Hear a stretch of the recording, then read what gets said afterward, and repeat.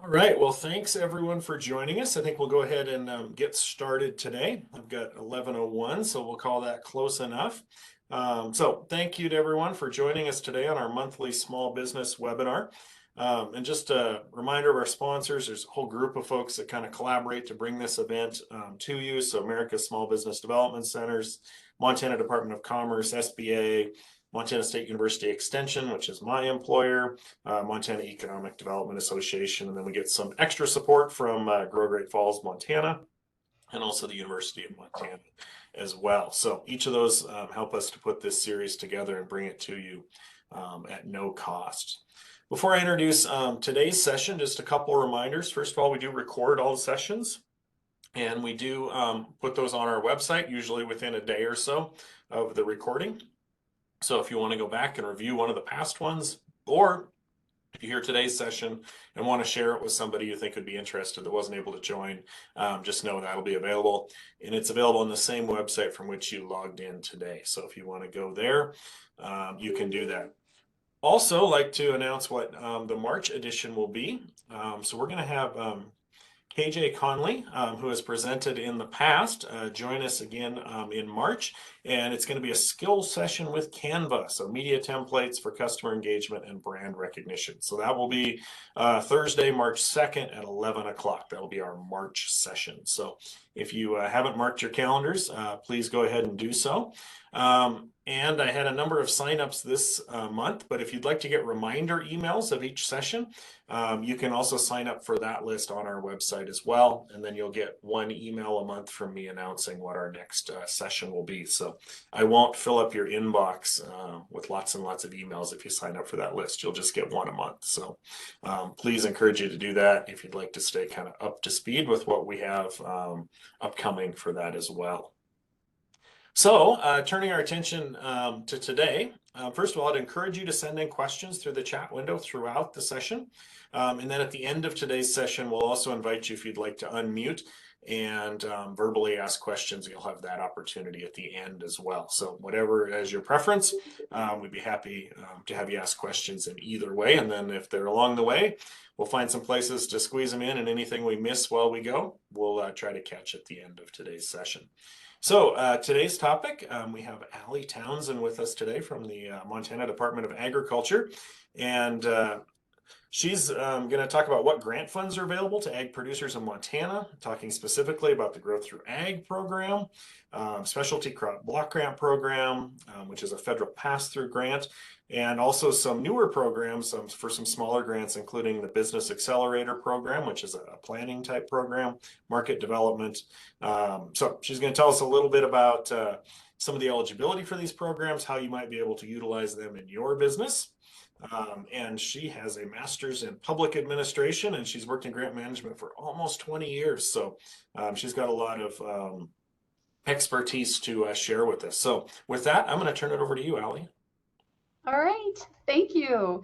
Hey, I just wanted to mention that Canva training that you were mentioning in March in grad school. Canva helped so immensely with every flyer that I created. I used Canva on, and it was so user friendly. So I highly recommend people check out that one too.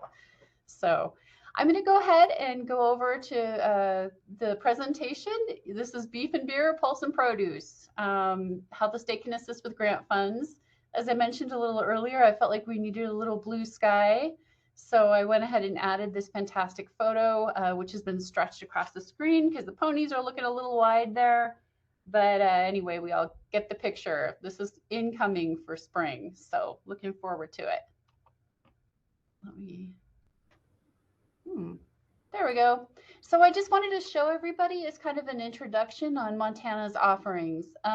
This doesn't just include the value-added products and the specialty crops that we focus on with grants, mainly up here with the Agriculture Development Division, but it does give you a little bit of an overview. I mean, wheat and barley, world class. We're getting there with pulses. Pulse crops, peas, chickpeas, and lentils, those are considered specialty crops. We have hay production, 5.91 million tons. We're fourth nationally there. 2.6 million head of cattle, which of course we all like to say is, you know, more than our population here in Montana. Oilseed production, highest in the nation, number 2 in flaxseed, safflower, and canola. And then the flathead cherries. And flathead cherries are also considered a specialty crop. You know, these, well, sweet cherries are what they're considered when you're looking at specifics for products. But yeah, on the shores of our Flathead Lake. And this is just a very broad overview of all of the items that we have available here in Montana, as I'm sure you probably all very well know. My latest, the folks that I've been working with are mushroom growers. So there are so many opportunities here in Montana with specialty crops and value-added products. It's kind of exciting to see. So the programs that I'll be going over today are the Grow Through Ag program. That's around 900,000. I have actually since learned that it's really closer to $1 million this time around. The Business Acceleration Program is kind of a sub-program of that. So what we realized at one point is that those projects that were coming in with the main GTA program just weren't getting enough recognition when they were planning oriented, which is where the Business Acceleration Program comes in. Those are for mainly planning activities, studies, engineering studies, or facility studies, marketing analyses, even feasibility studies. They just weren't getting the same recognition, so we decided we were going to pull apart and do an actual separate funding strand using GTA funds, but specifically for those areas where the producers really need help. And then the same for the Marketing Development Program. That one is up to $5,000. And I'll go over the details of these all in the later slides, but just to give you a quick overview, those replace the old mini grants that you may be aware of with marketing mini grants, except now they're at 5,000 instead of 2,500 because everything has gone up in price, right? And these two programs actually share about $330,000 in GTA funds. We do have funds available with these two programs, and it's on a rolling basis. So we'll talk more about those later. Specialty Crop Block Grant. This is one of those federally funded pass-through grants I had mentioned a little earlier. This year, we're looking at around $3 million. We don't have our exact amounts yet, but USDA is going to get back with us. But this seems to be what it typically is, around $3 million for Montana. And the reason is those pulse growers. Thank you so much, pulse producers, because you're the reason. It's a allocation. It's a formula-based allocation as to how we get our funding. And because pulses are considered a specialty crop, we get a good chunk of this money, more than several other states. And then there's the Local Food Purchasing Assistance Program. Now, this one is specifically for those who have already turned in their application. Awards haven't been announced yet, but will be soon. However, you have an opportunity to get involved as a producer on these ones. And that's 560,000 plus another just under $1 million in commodities funding. The CCC program, this is all federal again. There's the Student Loan Assistance Program. I added this one in here just because I felt like it was really important that we're supporting the next generation of farmers and ranchers, right?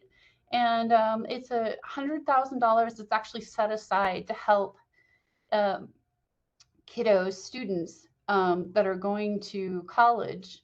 And there's some criteria there, but it'll be $100,000 in 2024. So a little informational piece for you.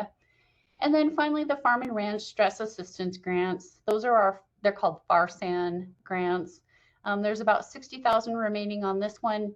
And these are just for farmers and ranchers directly, or for extension agents, anybody who's involved in the industry who offers, say, podcasts or radio broadcasts.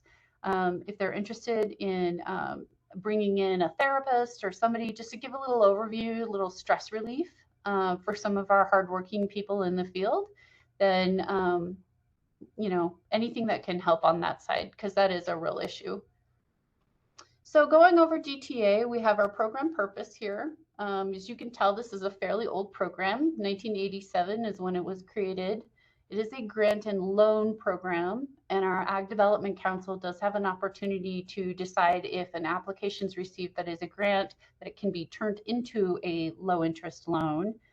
And those are determined by, I believe it's our Board of Investments, or it's one of our folks that we work with in investments to determine, oh, it went back on me. To determine what that loan percentage is, and it's different every year. It's to strengthen and diversify Montana's ag industry. This is a very broad definition, but what we really come down to is the Growth Through Ag being a value-added product grant program. So any value-added products, 51% or over, if that's what you have as part of your business, then you would be eligible. And then we have a 7-member Ag Development Council. Our director, Christy Clark, is one of them. The director of commerce is another. And then we have a lot of folks that are in the field that are producers, just like yourselves, that are on this council as well. And so myself and our program specialist, we assist the council in administration of the program. And here's who can apply. So you can see this is a wide overview of business and industry, local governments, and right here at the bottom we have the sole proprietor. So basically anybody, and the really individual sole proprietor is the bulk of the applications that we get on this program. But it is open to business and industry organizations, etc. Here's the types of awards that we have. So there you see that business acceleration program coming in again. The grants are up to $50,000 with a loan potential up to $100,000. We do see applications quite a bit where they're asking for both a grant and a loan. Again, sometimes the grant is shifted into a loan by the Ag Development Council.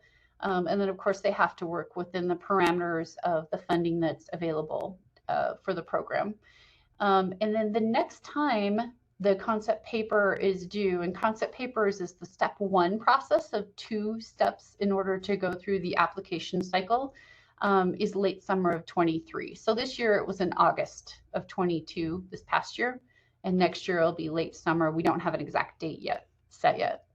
Right now we do have the BAP program open. That's $20,000 over a 2-year period. This one is especially important because for those of you that are familiar with the Big Sky Economic Development Trust Fund, there's a lot of talk about potentially discontinuing the planning grant side of that program. And this is where these funds can step in and help out with those feasibility studies specifically related to our ag industry and our value-added products. Again, the marketing development, $5,000 over 1 year. It's open for application submission right now on our website. And then all of the requirements for GTA programs are that $1 to $1 cost share. You may have heard it termed as match, but by cost share, what we mean is you submit an invoice for $100, the program pays for $50, and then you pay for $50. So we reimburse for $50 of that invoice, and then you pay the $50 on the same invoice. It is possible, but on a case-by-case basis, to do 100% of an invoice and then 100% of another invoice. But our preference is always to have the investment from the grantee on the actual piece of equipment itself. So it's reimbursement, as I mentioned, so we can't do any forwards or advances of pay, but we do turn it around as quickly as we can for you. So because we know that, we don't want to leave you floating there. And then the business name needs to be registered with the SOS. Criteria for award needs to add value to Montana's ag products, as we mentioned, shows prospects for commercial success. It could be a new type of syrup that's being bottled, and shows prospects to create or retain jobs in Montana. That's always important, but we do actually have a little bit more of a product focus on this side. That's just an added benefit if it creates and retains jobs. So this is the main funding program uses. So we have equipment purchases, construction costs, consultant services, design and engineering, Advertising and promotion and feasibility studies, as you can see, it kind of runs the gambit, but it does not cover salaries, benefits, or overhead for your business.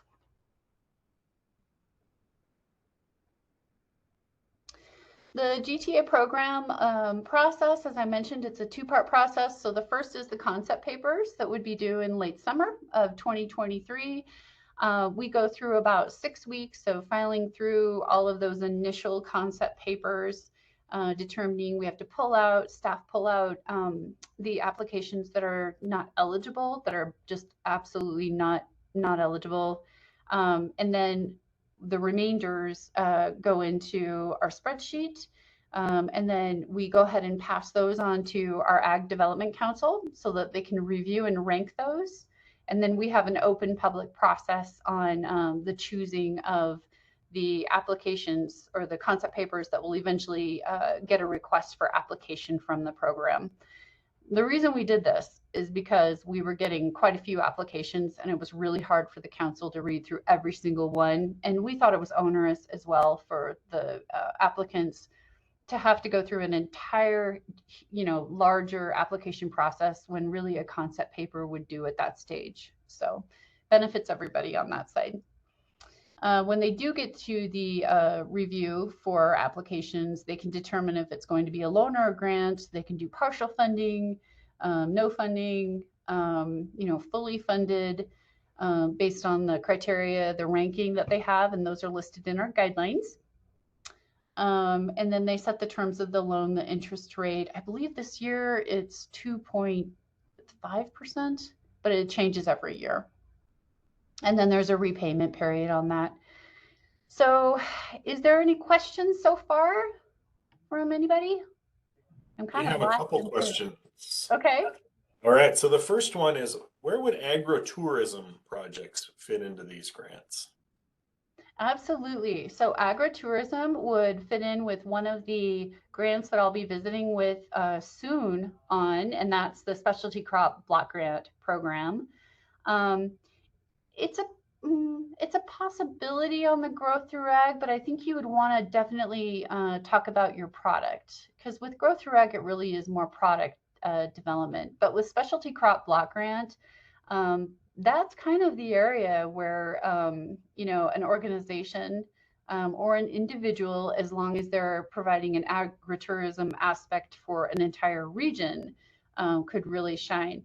In addition, our FADCs, those are our food and ag development centers that are located all around the state that are our partners at the local level. They also offer opportunities for agritourism. And if you go on any of their sites, and I'll show you a link to those as well, they can talk about those. We have an initiative that's coming up through SCBG that's already in motion through our FADCs, where they're looking at supporting agritourism with a listing potentially in our Abundant Montana pamphlet that goes out. And I don't know if any of you are aware, or you probably are, of the Abundant Montana magazine, but it has all of these listings of these different producers and what they've got. And hopefully that will be a section that you'll be able to focus on with agritourism emphasis. Was there any other questions? There's two more. So the first one is roughly how many applications are there versus how many acceptable, how many are approved, I guess, based on how many applied? Yeah. So what happened is we received about, I believe it was 88 applications in this last round. Of those, there were about 8 that were just not eligible. For instance, we can't assist with digging wells. We can assist with growing your crops like wheat and barley. Those aren't considered eligible for the program. And so based on what the request was, we weren't able to assist with those ones, although we did try our darndest to point out exactly where other programs were that could help with those areas. And I think you'd be surprised at what's available around the state in certain aspects of your business. But the Yeah, I think once it finally came down and the committee had talked about it, they narrowed it down to 38. So it went from about 80 to 38, about half made it through to the application stage. And then at that point, we had a couple of dropouts, right? Businesses that were like, well, we just don't have the time to apply, or we've decided we're going a different direction. And that dropped us down to 33, which is what the council is considering just coming up in February, mid-February.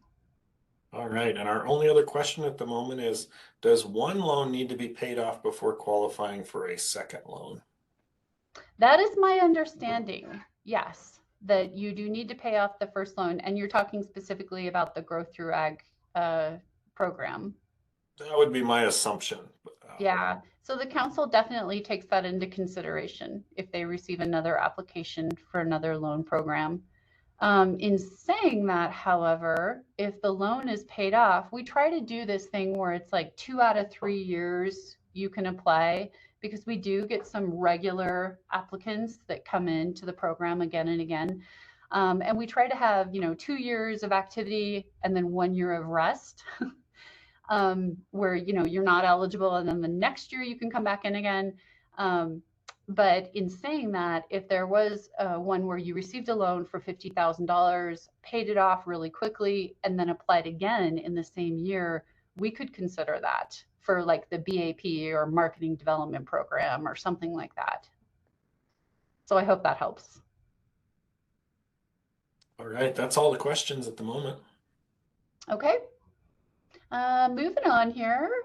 So we have the funding uses for BAP. I'm really trying to push these because at this point, we probably have about 100,000 that's been spent out of the $330,000. So if you have any projects that you have in mind, and you're just thinking, I just need to see whether it's eligible, you are welcome to get a hold of me or talk with our folks at the Food and Ag Development Centers to see if it's something that might be a good fit. So educational training activities to attend a business related conference. It seems like this thing just keeps, I think my desk is probably slanted or something. Planning activities. So PER, PAR that lead to government funding, what is it? The CDBG community development block grants. They require those PERs and PARs. Any kind of engineering study, marketing analysis, feasibility study. This last go around, we actually supported the leasing of storage. So you can see how flexible that we can be on this. Not the purchase of storage space, but the lease of storage space. And I know that's kind of a hot issue too with storage, to sell at a better price later. So MDP funding provided for marketing activities, regional or national trade show. You notice I don't say local because it's not for your local county trade show. You can't use it for the Made in Montana. It's got to be regional or national in nature. And then website development and advertising.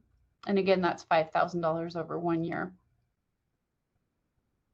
How they're selected, in this case, the Department of Agriculture staff, we're the ones that are actually reviewing these applications, because the Development Council gave us the authority to go ahead and review for these smaller grant applications, and make a decision. And then we're just taking in the applications until the funds are allocated out. So, and it has had a fairly slow start. So, but if you do have a GTA submitted already, and you are already in the process at that point with one of our current 33 applications that are being considered on February 7th, my advice is to wait on requesting the BAP funds until you find out what's happening with that other main grant. You're going to want to do that anyways because it's probably more money through the main GTA program. So. Award determination. So we take a look at the awards. We ask for clarification if needed. We determine whether they're complete, and whether we can partially fund, or not fund. Same process mainly as the GTA. It's just through the staff here at Agriculture. Okay, so any questions on the growth through ag before I jump over to specialty crop block grant? We do have a couple questions. First of all, can you define BAP and MDP? Yeah, so and because I use acronyms all the time, my apologies on that side. BAP is the Business Acceleration Program, and that is towards planning activities, funding towards planning activities on a one-to-one basis. The MDP is the Marketing Development Program, and that replaces the old Grow Through Ag mini grants that used to be in place. And that's the $5,000 for 1 year for things like website development and marketing and trade show assistance. All So right. marketing development program and business acceleration program. All right. Next question is, does an ag business need to be located in a rural location to receive funds for marketing support? Or is it possible they could be located, for example, in the city limits of Missoula? Okay, we don't determine either way. We do get plenty of applications on both rural and urban, the rural and urban side outside of our 8 cities. So yes, you are eligible whether you're in an urban location or what's considered rural for Montana. All right, one more, a little more specific here. With the BAP funding, it says I'm the executive director of a small producer group. Could I use the funding to attend a conference? That would potentially be an eligible use of funds. I'd have to get a few more details on it, but yes, that is a potential option for the BAP. All right, that's all the questions at the moment. Okay. All right, so looking at the specialty crop block grant, um, this is as broad as it's going to get, right? Enhance the marketability and competitiveness of Montana's specialty crops. The only way that they really break it down and make it more detailed is by giving us an overview, which I'm going to share with you right now on what they consider specialty crops. Let me just scoot this over here. Okay, can everybody, Joel, can they see the, okay, good. So this is from USDA, and here's what they've got. I think it's, some of you are going to find this kind of interesting. So of course we have the fruit and tree nuts. We've got our sweet cherries there, and just about everything, plums, strawberries.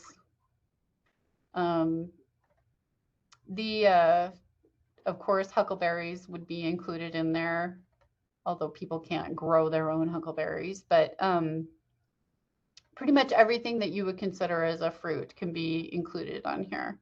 Those Haskap berries are really popular. And yes, those are also, or I suppose honeyberries is what some folks call them. Vegetables, I mean, we've got mushrooms and garden peas, table beets, potatoes. I mean, it pretty much covers everything that we grow here. We have culinary herbs and spices. Hops are listed in there. You'll see right in the center. Medicinal herbs. We don't get many of these, but it does occasionally. We do occasionally get them across our desk. Horticulture, there's our honey, hops again. And then we have our bedding plants, potted flowering plants, perennials, our cut flowers. We have supported cut flower association grants before. We have foliage plants. We've even got Christmas trees here, flowering trees, evergreens, shade trees. And then here's what's not eligible. So you see alfalfa's up there, camelina, barley, and that's because these are just not considered specialty crops. Our dairy products, soybeans, sugar beets, hay is not in there, or not allowed. Hemp is not allowed, and oats and livestock products as well. So if you have any questions on that, we can definitely visit on that later. So who's eligible to apply? So we have, it's a wide variety, states and local organization, government entities. If there's any extension agents on the line right now, you are eligible to apply to support a regional effort for specialty crop development. Academia, we do get a lot of applications from one of our universities. Any stakeholders are eligible to apply, and then businesses can apply, but you have to be careful here. It's got to be a regionally based project, and it does need to have to do with like technique sharing. So if you were going to produce a booklet that, going back to the agritourism, that was created in order to promote agritourism in other parts of your region, then that could be potentially an eligible project. Let me get back on there. Okay. Types of award for SCBG. So we have the funding award. It's a minimum of $10,000. It's currently open for application, and the window closes on March 17th of 2023. There's a no cost share required. That's fantastic for some of us. And then the grantees, you receive your award on a reimbursement basis. That's common with all of our grants. You need to be registered with Montana Secretary of State, with sam.gov as well, to make sure that so we can check and make sure that you're not debarred or suspended from using public funds. And yes, we do check. And any program income that comes out of the project needs to go back into the project again. So say you get conference earnings out of it, it needs to go back into your program activities to support the project. Criteria for award. So here's what USDA encourages, right, at a national level. And they've got the whole gambit here, investing in research, developing new improved seed varieties, pest and disease control, increasing child and nutrition, etc. But here's what we've narrowed it down to Montana's priorities, which is mainly farmer education, safety measures, soil health is one, conservation, looking at different, pests, pesticides, planning and supporting infrastructures that create or support specialty crops, building consumer and buyer relationships, strengthening networks and associations. We had a grant recently with the Hardy Berry, or the Berry Producers Association, as well as hops industry development. The grape and wine folks, representing a geographic diversity of projects across the strait with rural consideration. So that's something that we did add, that we do specifically consider, and rural is considered to rank higher, simply because we want development in those areas. But by USDA standards, we're all rural. So that's just something to kind of keep in mind. I'm going to stop here for a second and see, were there any questions on that side yet? There's just one question so far, and it is, would it be possible to use any of this funding to support farm to school programs? Yes, absolutely. That would be the specialty crop block grant. Yes. So, and we have done that before. I'm sorry, I'm having a trouble here. I think I've lost the screen that had everybody on there.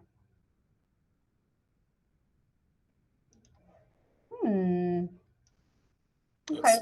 We can still see your slides fine, and we're still here, so I'll watch the chat window for you. All right, thank you. So this is, let me just make sure I didn't go to, yeah. So this is what we have for funding priorities. Funding's provided for personnel, fringe benefits. These are all of the federal categories, right? For a full overview of what a project would entail. Travel, of course, is included. For equipment, we got to be careful there. If it's over $5,000 for equipment, then we have to go through a special review with our USDA person to determine, the necessity of the equipment, and it has to go through a procurement process. So just keep that in mind with equipment. And then supplies, that can entail everything from research pipettes, to markers, to mark your beds for plants. And then contractual agreements, those are those agreements in place to bring in a speaker for a conference, or let's see, contractual agreements can mean something like at the state level, we have a contract with Amplifund for financial management, our financial management system, things like that. And then other, which is like conference fees, data collection. It's kind of like the roundup of everything else in order to have a full package that's funded.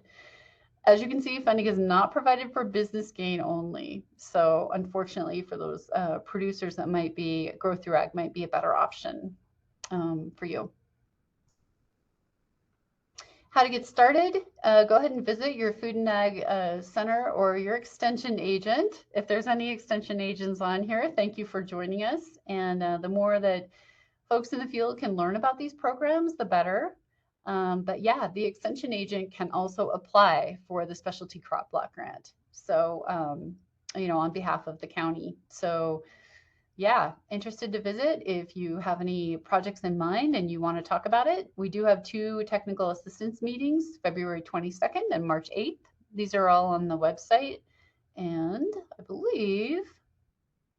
I think I've got the website shown here too at some point, so I'll pass it on. Any questions on SCBG before I move on to the LFPA, Local Food Purchasing Assistance? No more questions now. And also just a reminder to folks, we will post these slides with the recording. So if you're frantically trying to write down a website, it will be available for you afterwards. Yeah. And of course, I'm always available as well. So my phone number and email is at the end of the presentation. So I just did one slide for this one and the next couple, simply because I felt they were beneficial to share with you, but they're not as large a program, et cetera, as the others. This one is the Local Food Purchasing Assistance. So we actually do have awardees, grant awardees that will be announced soon for these particular applicants with LFPA. The reason why I'm sharing this info with you is because you yourself can become a producer that works with these awardees and sell your product to the Food Hub awardees. So once these are announced, and the FADCs will know, the Food and Ag Development Centers will all know who the awardees are, because we'll share that information with them. And then they'll be able to put out the word, because as soon as these awards are set, then there's going to be a scramble to look for producers. The whole reasoning behind the Local Food Purchasing Assistance Program is to assist socially disadvantaged producers with selling their product to folks that need it, specifically folks that need it that are disadvantaged themselves. So producers can self-identify if they're socially disadvantaged, and even being in a rural location makes you at a disadvantage, being farther away from opportunities to sell your produce or your product. So it's self-identified. We don't have any specific criteria for the state on what we consider socially disadvantaged. And I think it would be a hard case to not say that all of us are not here in Montana with the distances we have to go through to sell a product is socially disadvantaged. So Alicia Ham is heading up that program. She's our marketing officer, or one of them, and then, or you can contact me to participate in it. The next slide is the MDA student loan assistance. Again, I thought this was important because some of you might have kiddos in college, or might be in college yourself, or have a student loan that you need to pay back. This one's available in spring of 2024. You need to be a Montana resident. You either have obtained your degree or else you're attending currently one of the community or tribal colleges. I'm clicking on, let's see if I can use the link here.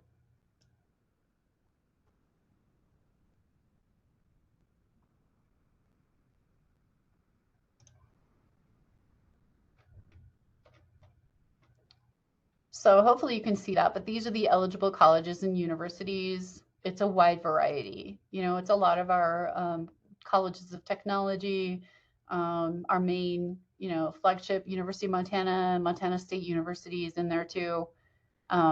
So it basically covers all of our colleges.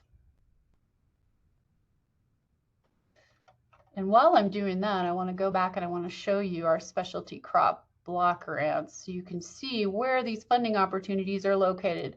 So right up here, agrmt.gov specialty crop block grants. If you just type in your browser specialty crop block grants Montana, it should give you the right direction. So you can click on the link and here's our program with our overview. Here's our technical assistance call information and the links to get in there.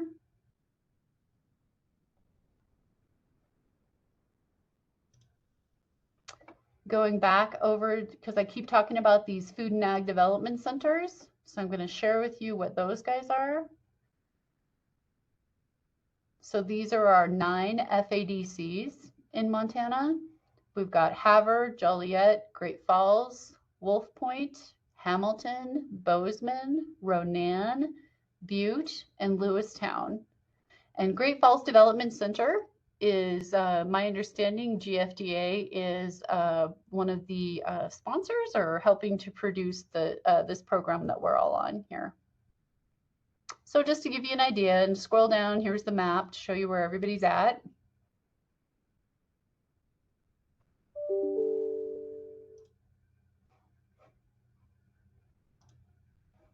All right. So going back to student loan assistance, you need to have an outstanding balance on an eligible loan, be the primary owner of a farm or ranch in Montana, agree to operate a farm or ranch, and for at least 5 years, and then not have a default status on your current student loan. So any questions, again, you can contact me and I can give you an overview or direct you to the right page. But this is all on our Montana Department of Agriculture website too. And then finally, we have the Beyond the Weather Farm and Ranch Stress Assistance Network. So there was a determination at the state level that this was a very real issue in our state because suicide in our state is a very real issue. And so we worked with the USDA to procure some funding to help out with mental health care. So it's grants to organization and extension agents throughout Montana for stress assistance, mental health podcasts. It's up to $10,000. And any trainings to help increase knowledge or skills on recognizing mental health issues. We've really run the gambit here on what can be included, and the program is very flexible as well, what can be included. So if you're interested in doing some sort of presentation or training on that within your organization, then you can sure contact Marty Earnhardt. And we do have grants currently available. As I mentioned, I think we have about 60,000 available on that. So, and here's a copy of what we've kind of been putting out. And you can see, counseling access for Montana agriculture. It's a phone number that you can call, 200-8471. Farming and ranching is risky. It's a lot of stress on the producer. So this is to support that. So thank you so much. And I hope I didn't rush too quickly through some of these segments, but here's my contact information. If you have any further questions, I'm always available. All right. Well, thank you for that presentation, Allie, and I'll encourage everybody that's on here today, please send in questions through the chat window. At the moment, we don't have any waiting, but I will pause here for a few seconds. And also, if you would like to unmute and ask a question, you're welcome to ask it that way as well. So I'll pause here for a minute to see if we have more questions. I'm glad to see there's some extension agents on here.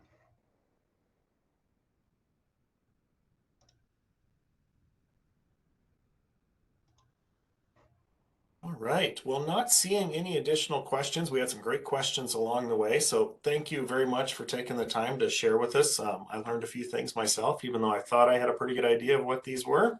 But again, the recording will be posted on our website, as will the slides as well. Anything, Allie, you wanted to share with folks before we sign off today? Thank you so much for the work that you're doing in your field and supporting Montana agriculture. It is so very appreciated. So it's the small producers, the extension agents that really make our state, the amazing state it is for our ag industry. So thank you. All right. Well, thank you, Allie, and thank you everyone for joining us. And again, we will be back on February 2nd at 11 o'clock, and we'll talk about Canva next month. So have a great month, everyone, and we'll see you in March. Thank you.